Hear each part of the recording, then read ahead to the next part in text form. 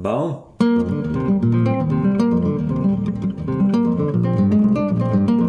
como calcular a diagonal de um pentágono regular se eu conheço o lado desse pentágono?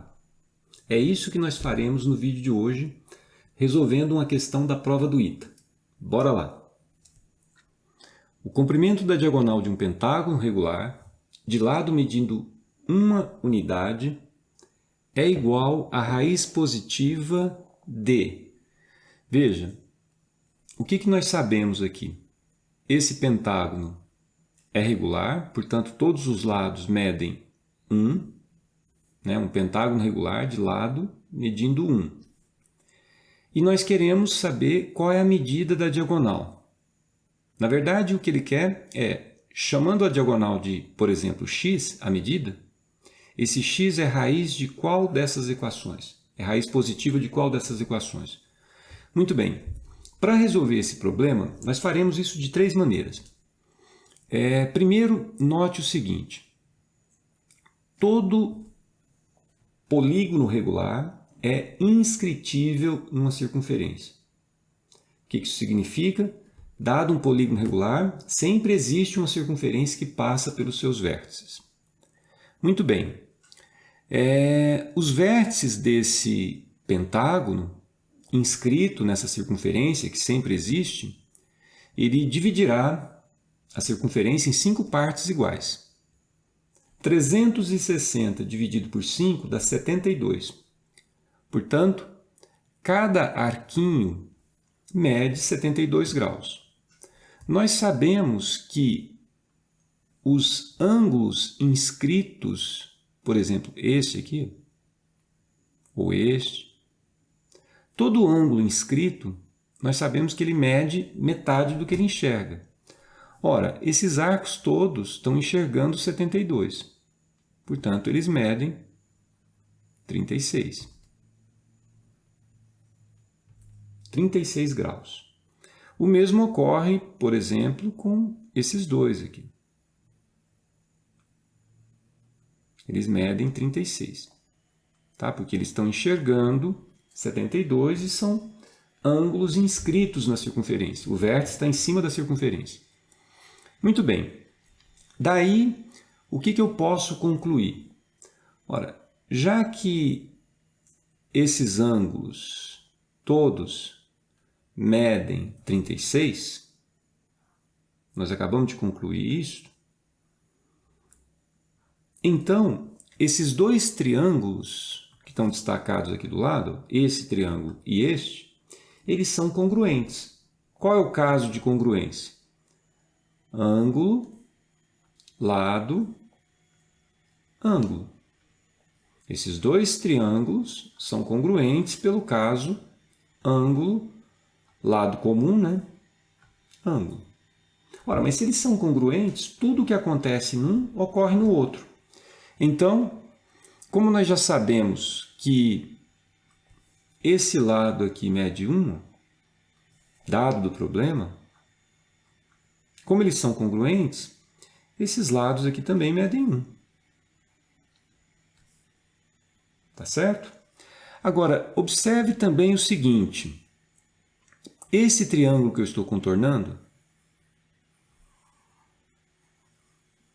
esse triângulo, pelo caso lado, ângulo, lado, é outro caso agora. Ele é congruente a este. Pelo caso lado, ângulo, lado. O mesmo vale para esse triângulo aqui. Também é congruente aos dois. Pelo caso lado, ângulo, lado. Conclusão. Tudo o que acontece num ocorre no outro. Portanto, este segmento tem mesma medida que este, que por sua vez tem mesma medida que este. Ou seja, as diagonais de um pentágono regular, todas elas, as 5, têm mesma medida. Qual vai ser essa medida? Vamos chamar de x. Vou chamar essa medida de x. Tudo bem? Então, agora nós veremos 3 maneiras diferentes de resolver esse problema. Primeiro modo. Teorema da bissetriz. Veja, nós sabemos que esses dois ângulos são iguais. Acabamos de verificar que eles medem 36. Essa medida que estamos procurando, tínhamos combinado que era x. Esse cara, sabemos que é 1. Agora há pouco, por causa da congruência de triângulos, nós concluímos que este ladinho mede 1 e esse também mede 1. Ora, então, o que nós temos aqui, né? Esse cara aqui mede 1. Como as diagonais têm a mesma medida, essa diagonal também mede x. Só que já tem um pedaço ali dela que vale 1. Portanto, sobrou para cá, para esse outro pedaço, x menos 1. O que diz o teorema da bissetriz? O teorema da bissetriz diz o seguinte: se você pegar um lado, aqui, ó, onde o pé da bissetriz divide, e dividir pelo lado que está em cima dele, essa razão é exatamente igual a esse outro ladinho dividido pelo lado que está em cima dele. Tá? É isso que diz o teorema da bissetriz. De maneira bem informal é isso. Então, vamos lá. O que nós podemos escrever pelo teorema da bissetriz? X menos 1 está para 1. Veja, esse ladinho está para este. Assim como esse outro ladinho está para este. Assim como 1 está para x. Tá certo? Esse é o teorema da bissetriz interna. Multiplicando em cruz, x² menos x igual a 1. Qual é a conclusão que estamos tirando? x² menos x menos 1 igual a 0. E o problema está resolvido. Tá certo? Usando, então, o teorema da bissetriz interna, nós concluímos que a diagonal desse pentágono é a raiz positiva dessa equação. Uma equação do segundo grau que todos nós sabemos resolver. Então, esse é um jeito de fazer o problema. Nós poderíamos também ter feito o seguinte: semelhança de triângulos. Tá? Esse lado aqui é a medida da diagonal, x. Lado do pentágono, que foi dado 1. Da congruência, nós tínhamos concluído que esses lados aqui também mediam 1. Como as diagonais são iguais e medem x, sobrou para esse pedacinho aqui, ó, x menos 1. E a mesma coisa para cá. X menos 1. Bom, esse ângulo e este são opostos pelo vértice. Então, é fácil ver que os triângulos são semelhantes. Daí, eu posso montar uma proporção. O oposto a esse ângulo cheinho, aqui, ó, no triângulo maior, x. No triângulo menor, é o 1. Então, eu digo que x está para 1. Assim como o lado oposto a esse ângulo no triângulo maior é o 1, oposto ao mesmo ângulo no menor, x menos 1. Assim como 1 está para x menos 1. Fazendo as continhas, x² menos x igual a 1, de onde a gente conclui exatamente o que tínhamos concluído anteriormente, que x² menos x menos 1 é igual a 0.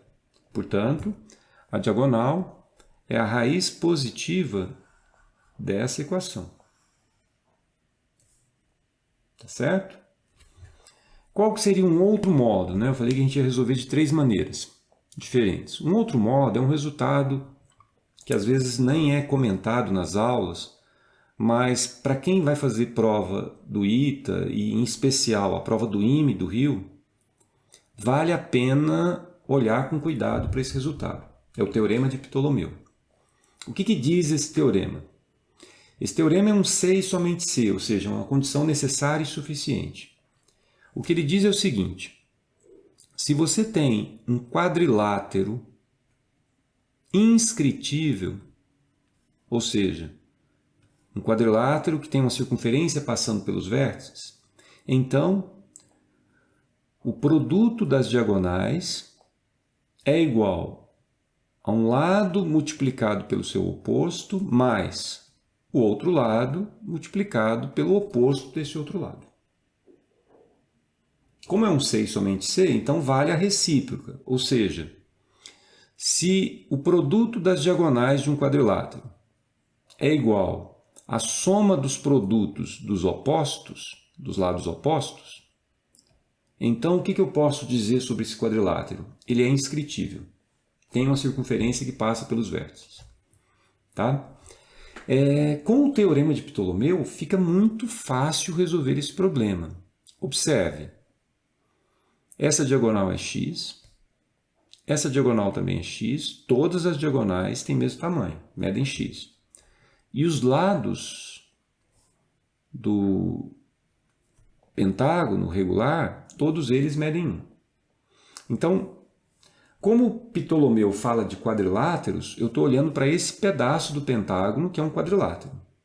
Então, aplicando o teorema de Ptolomeu aqui, o produto dessas duas diagonais é igual a esse lado multiplicado pelo seu oposto, mais o outro lado multiplicado pelo seu oposto.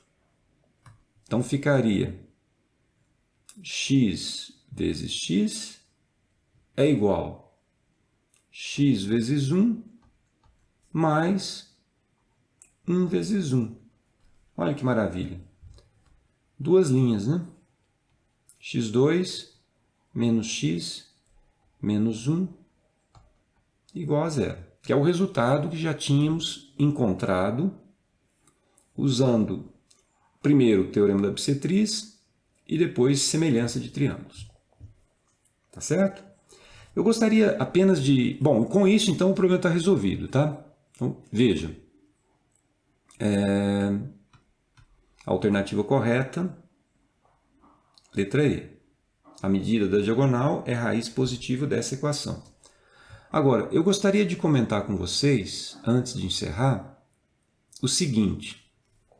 Vamos ficar como observação. Essa equação, então, o que nós estamos concluindo é que a medida da diagonal desse pentágono é a raiz positiva dessa equação. Qual é a raiz positiva dessa equação? Vamos resolver usando a fórmula dos radicais. X é igual a menos b mais ou menos raiz do delta, né, o discriminante, isso é b quadrado menos 4ac, vai dar 5, dividido por 2a. Bom, então x, as raízes, né, seriam 1 mais ou menos raiz de 5 sobre 2. Como a diagonal é maior que zero, a medida da diagonal é maior que zero, certo? Como a diagonal é maior que zero, a medida dela, então a medida da diagonal é a raiz positiva dessa equação. 1 mais raiz de 5 sobre 2. E olha que coisa interessante, né? Esse número é o popular número de ouro. Alguns textos chamam de número de ouro, razão áurea. E esse número ele tem uma propriedade fantástica que poderia ser explorado numa prova do IME ou do ITA. Essa diagonal, que coincidiu com o número de ouro, se você pegar e elevar a um número natural qualquer, tá certo? Um natural, vamos colocar aqui um natural maior ou igual a 2, o que vai acontecer? A gente pode afirmar que esse d elevado a n é o enésimo termo da sequência de Fibonacci vezes a diagonal mais o enésimo menos 1, o anterior. Tá? A prova disso pode ser feita por indução matemática, indução finita. Então, o que eu estou dizendo aqui é o seguinte, né? Vamos listar alguns termos aqui da sequência de Fibonacci. Então, o primeiro, que seria o F1, é o 1, o F2 é o 1 também, né? Os dois primeiros termos da sequência de Fibonacci são iguais a 1. Todos os outros são obtidos somando os dois anteriores. O próximo é o 2, esse é o terceiro termo. Depois você soma os dois anteriores, dá 3, depois dá 5, tá certo? 8, 13, vamos parar aqui, né? Quantos termos tem aqui? 1, 2, 3, 4, 5, 6, 7. Então, o que essa fórmula está dizendo é, se você, por exemplo, quer fazer essa conta, pegar essa diagonal do pentágono e elevar a 7, o que isso vai dar? Isso vai dar o sétimo termo da sequência de Fibonacci vezes a diagonal mais o sexto termo. Bom, o sétimo termo aí é o 13, né? Então, essa diagonal elevada a 7, ela vai dar 13D mais 8. Coisa interessante, né? Isso poderia ser explorado, principalmente numa prova do IME. Tá legal? É isso, pessoal. Bons estudos e até o próximo vídeo.